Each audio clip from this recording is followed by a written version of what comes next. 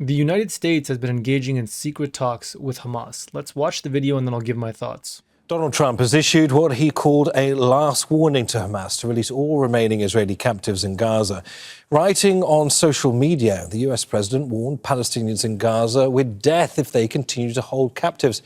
His post comes as US officials confirmed they're holding direct talks with Hamas. When it comes to the negotiations that you're referring to, first of all, the special envoy who's engaged in those negotiations does have the authority to talk to anyone. Israel was consulted on this matter. And look, dialogue and talking to people around the world to do what's in the best interest of the American people is something that the president has proven is what he believes is good faith effort to do what's right for the American people. Is it just about the hostages, or are they also talking about the president's plan to take over Gaza? These are ongoing talks and discussions. I am not going to detail them here. There are American lives at stake. I would defer you to the Department of State for further details, but I'm not going to get into those talks here. Heidi J. Castro joins us from Washington, D.C. to talk more on this. So, Heidi, how should we describe these comments on Truth Social? Do they amount to a warning or a threat to Hamas or the people of Gaza also? Well, Neve, I would say this is a very emotional side of Trump. He appears to be just livid in this long post on Truth Social, in which he does issue this ultimatum, essentially commanding Hamas to, quote, release all of the hostages now or there will be hell to pay.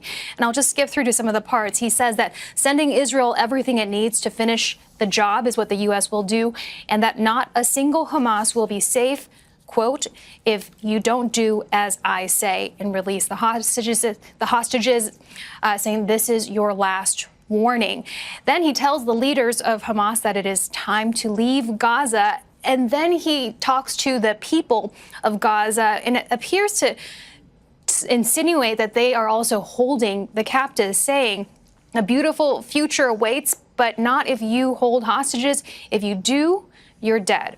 And Heidi, this angry warning, this angry threat coming at a time in which the US has now officially confirmed it's conducting direct talks with Hamas amid all the ceasefire uncertainty. Yeah, which is breaking with long-standing U.S. policy to not engage directly with any group that the government designates as terrorists, which is Hamas. But yes, the White House confirmed that Trump's special envoy for hostage affairs, Adam Boehler, is in Qatar conducting these previously unknown talks with Hamas without an intermediary. And she says that Israel was consulted on the matter, but it is undeniable that this is a very sensitive time in these negotiations where the ceasefire is on the line, the next phase of the ceasefire.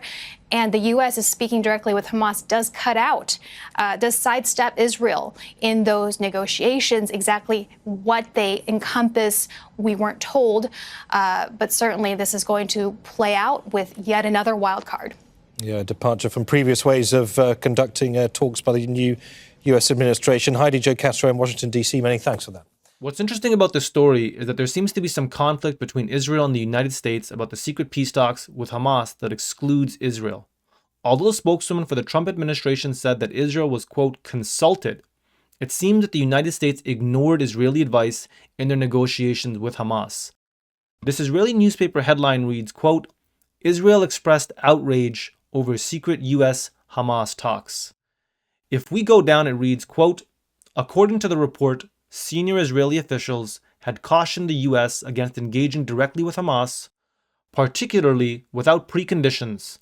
However, despite Israeli warnings in early February, the U.S. moved forward with discussions. Now, the first thing that comes to my mind when I read this is Russia and Ukraine. Donald Trump has chosen to exclude Israel from the peace talks with Hamas in the same way that he's chosen to exclude Ukraine from the peace talks with Russia. Now, why? We're going to get into Donald Trump's public statements in a moment, but I think behind the scenes, Trump fully understands that Israel, like Ukraine, is not interested in peace. They are interested in continued warfare, and that if Israel was invited to the peace talks with Hamas, Israel would do everything it possibly could to ensure that those peace talks failed, which is why they were not invited. Furthermore, the United States also ignored Israeli advice on setting preconditions prior to engaging in talks with Hamas. Now, why would they do this? for the exact same reasons. Donald Trump understands that Israel is hell-bent on ensuring that these peace talks fail.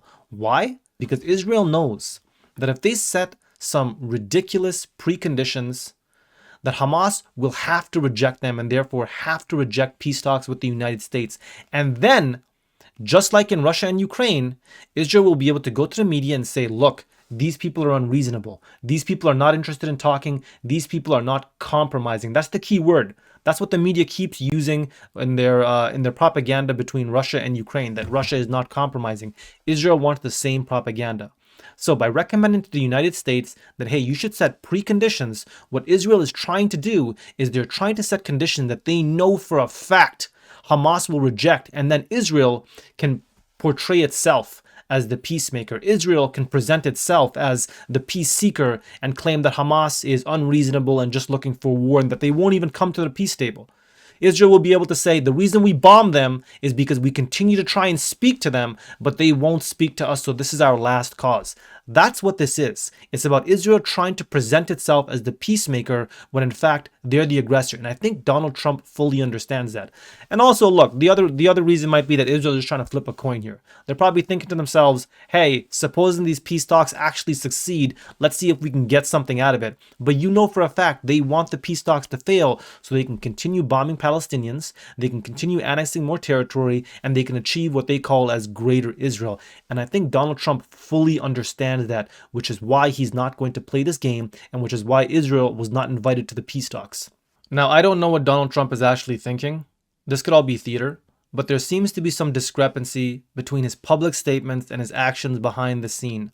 His actions behind the scenes seems to be of a guy that's genuinely trying to achieve some sort of peace deal. Now, that might be a horrible peace deal, but nonetheless, there seems to be a sincere effort to actually reach out to the other side and achieve some kind of deal. And we know he's being sincere because he's being consistent. His approach to Israel and Hamas is the exact same approach he has to Ukraine and Russia.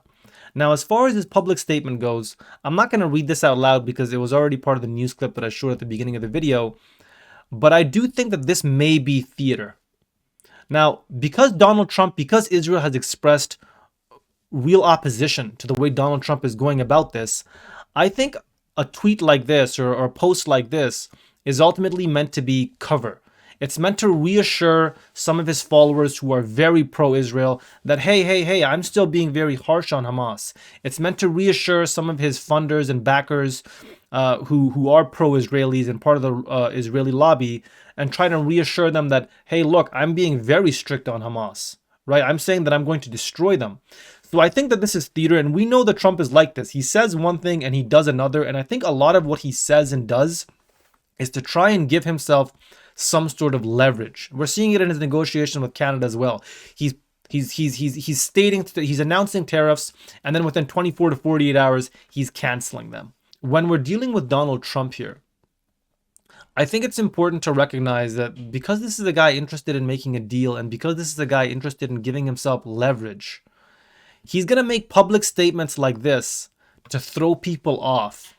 And then in his actual actions, he's going to make some reasonable decisions that hopefully lead to peace. Again, I don't know what Donald Trump is thinking, but what I do know is that the United States engaging in peace talks with Hamas without Israel in the room and engaging in peace talks without following Israeli guidelines is the correct way to go about peace. So once again, what will these peace talks amount to? Maybe nothing. What will these peace talks amount to? Maybe Donald Trump is going to give some of his own on reasonable terms. But at bare minimum, Donald Trump has recognized, just like in Ukraine and Russia, that he can't have Ukraine at the peace talks because Ukraine doesn't want peace. He's recognized the same thing with Israel and Hamas, and he recognizes that it's not Hamas that doesn't want peace, it's Israel that doesn't want peace.